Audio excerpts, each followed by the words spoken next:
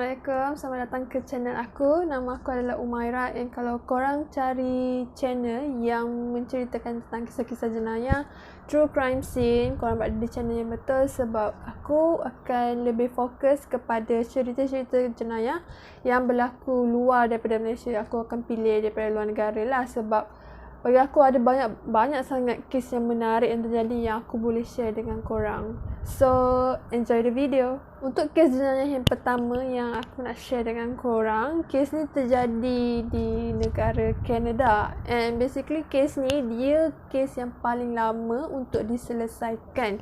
Dia mengambil masa dalam 36 tahun untuk dia mencari siapa pembunuh sebenarnya. Sangat lama. Mulakan dengan bercerita tentang kita punya mangsa yang terlibat dalam kes ini, iaitu seorang kanak-kanak perempuan bernama Christine Marion Jessop. Okay, family Jessop ni dia tinggal di Queensville, Ontario, Canada.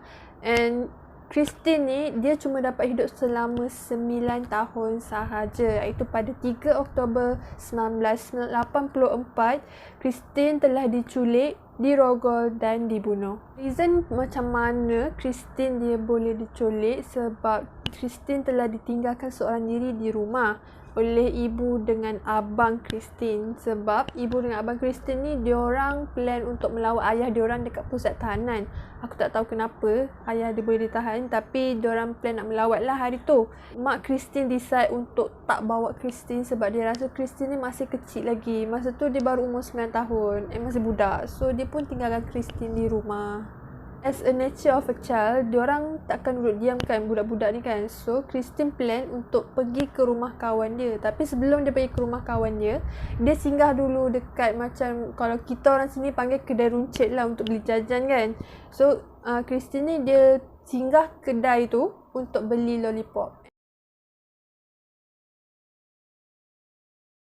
Bila mak Christine ni balik daripada melawat ayah dia, dia pun cari Christine lah. Mana Christine kan? Dia cari-cari tak jumpa. So, dia pun panik and dia terus call polis. And pada hari yang sama juga, polis terus declare Christine ni sebagai missing child. 2 bulan selepas hilangnya Christine, satu mayat kanak-kanak dijumpai di kawasan luas lah, macam padang farming. And jarak daripada mayat tu dijumpai dengan kawasan rumah Christine adalah 50 km. And bila polis check, memang betul mayat kanak-kanak tu ialah mayat Christine. Jadi dijumpai, pihak polis dapat ada kesan tikaman dekat badan Christine. And badan Christine pun dia punya jasad dia macam tak sempurna tapi masih ada bentuk. Dan pihak polis juga menjumpai macam kesan air mani dalam seluar dalam Christine. And itu yang menyebabkan diorang dapat tahu bahawa Christine ni sebelum dia dibunuh, dia telah dirogol. Ni kita teruskan dengan suspek yang pertama yang polis syak yang kemungkinan membunuh Christine, iaitu Guy Paul Morin. Guy Paul Morin ni dia duduk bersama parent dia, and basically dia ni adalah jiran kepada Jessop family ni. Kenapa mak Christine ni petik nama Guy Paul Morin ni? Sebab dia rasa Guy Paul Morin ni adalah a very weird guy. Aku pun tak pasti kenapa, and aku akan panggil Guy Paul Morin ni sebagai Paul sahaja. Paul ni dia jenis yang macam budak baik. Dia tak pernah buat benda-benda jahat. Dia ada pekerjaan. Dia juga adalah seorang musician. Dia ada join band dekat satu community dekat kawasan rumah diorang lah. And Paul ni pun dia tak rapat sangat pun dengan keluarga Christine ni. And dia pun sendiri tak kenal sangat dengan Christine ni. Tapi mak Christine still bagi nama Paul ni kepada pihak polis. And automatically pihak polis pun soal siasat Paul. Bila pihak polis soal siasat Paul, diorang siasat and diorang minta sampel rambut daripada Paul untuk diorang compare dengan rambut yang diorang jumpa dekat rantai yang Christine pakai masa mayat Christine dijumpai.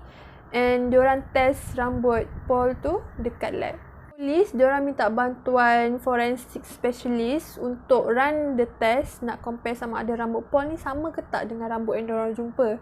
And forensic specialist ni bagi tahu rambut Paul dengan rambut yang diorang jumpa microscopically similar, and aku tak tahu sama ada itu boleh diguna pakai atau tak. Macam meragukan. Pada aku bila baca pun macam bukti yang tak kukuh sangat lah.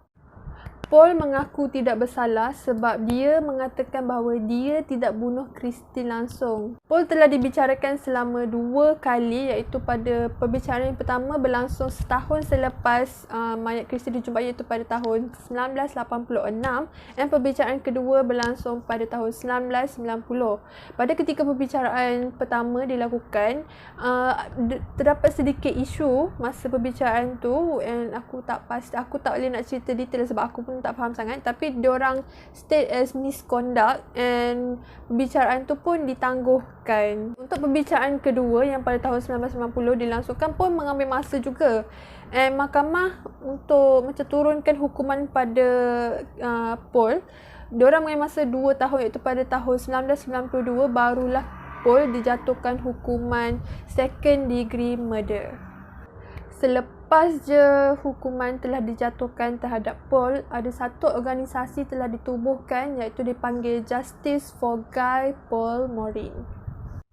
Basically, organisasi ni untuk membuktikan bahawa bukan Paul lah yang membunuh Christine, and diorang membuat research and mencari bukti yang boleh diorang gunakan untuk membebaskan Paul. Lepas terjatuhnya hukuman dekat Paul pada tahun 1995, organisasi ini berjaya mendapat satu bukti baru yang boleh membuktikan bukan Paul sebenarnya pembunuh dia. And diorang menggunakan teknologi yang a bit ke depan, DNA testing, yang mana ketika tu macam tak secanggih yang masa diorang mula-mula buat lah, masa mula-mula Paul ditahan tu. And memang mahkamah pun terima bukti tersebut, and automatically Paul pun dibebaskan. Okey, disebabkan Paul telah disalah tuduh, kerajaan Kanada bagi pampasan lah dekat Paul dengan keluarga Paul, sebab yelah masa dia banyak terbazir kot dengan naik turun mahkamah. Dia pun sempat spend masa dalam penjara, and pampasan yang kerajaan Kanada bagi pada Paul adalah sebanyak 1.25 Canadian dollar. Banyak tu. Pada tahun yang sama, pada bulan Februari, Durham Regional Police telah menyerahkan kes yang asalnya diorang kendalikan, kes pembunuhan Christine ni, kepada Toronto Police untuk diorang ambil alih and untuk continue lah siasatan. Untuk polis, diorang mentubuhkan satu task force yang dianggotai sebanyak 9 orang, and task force ni basically macam ni lah, diorang nak cari bukti baru, suspek baru yang boleh diorang kaitkan dengan kematian Christine. Tetapi task force ni cuma dapat bertahan selama sebulan saja, iaitu pada bulan 3, 1995 telah dibubarkan sebab diorang tak dapat clue, tak dapat hint apa untuk cari siapa pembunuh sebenar. Ni senyap sahaja sehinggalah pada tahun 2020, pada tahun lepas, diorang melakukan satu ujian yang macam bukan a bit lah, diorang advance juga. Teknologi tu dipanggil genetic genealogy. Aku akan letak description kat sini.